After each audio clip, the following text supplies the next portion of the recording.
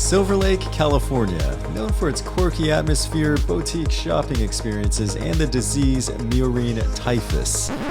Let's get into it. What's up, everyone? Mike Muellner here. I'm an internal medicine doctor from Los Angeles, actually Silverlake, California. And today we're going to talk about the disease murine typhus. So this is an infectious disease that is difficult to diagnose, but since it's endemic to this area, Silverlake, California, it's a disease that I've become quite familiar with. So what is it exactly? Well, symptoms include headache, fever, muscle pain, joint pain, nausea, vomiting. Sounds familiar? Yeah, it kind of just seems like the flu. And this is why it's so difficult to diagnose, because the symptoms can just seem like a viral illness like influenza. However, one symptom in particular sets typhus apart, and this is rash.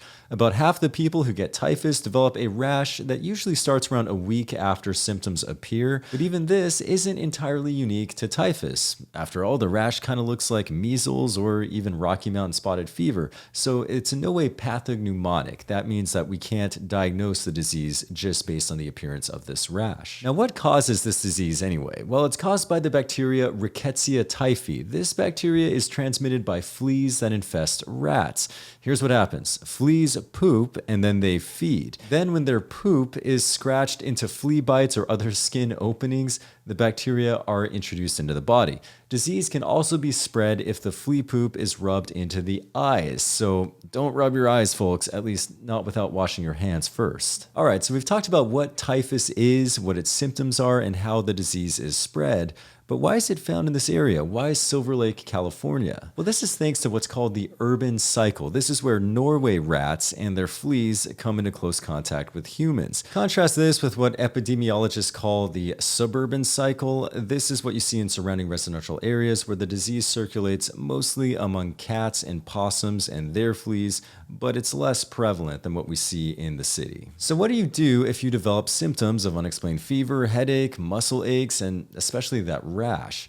You want to see your doctor. He or she can confirm the diagnosis with a blood test that looks at antibodies to 𝐋𝐄𝐓'𝐒 antigens. But this can take a week or even longer to result, so if suspicion is high enough, your doctor will likely start treatment even before the result is available. And since typhus is a bacterial disease, you guessed it, the treatment involves antibiotics, namely doxycycline. Okay, so I've always found murine typhus to be a pretty interesting disease, and it's one that can be pretty tricky to diagnose. As I mentioned earlier, the symptoms do mimic a lot of more common illnesses like influenza. But still, as an internal medicine doctor, and especially one that works in the hospital, a big part of my job is to diagnose infectious diseases. And because typhus is found in this area, it's one that I've had to become pretty familiar with over time.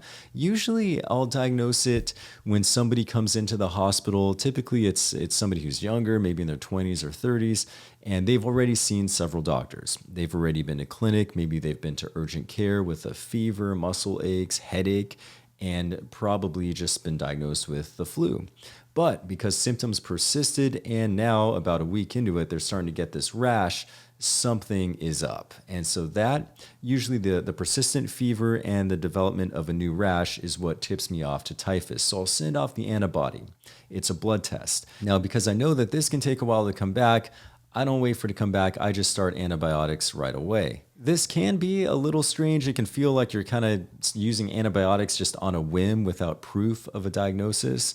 But in this case, when suspicion is high enough, the benefits of antibiotics outweigh any potential risks. And thankfully, the antibiotic doxycycline is usually very well tolerated, and it's a pill, so it's easy to take. It's not like you need an IV to get treatment for this.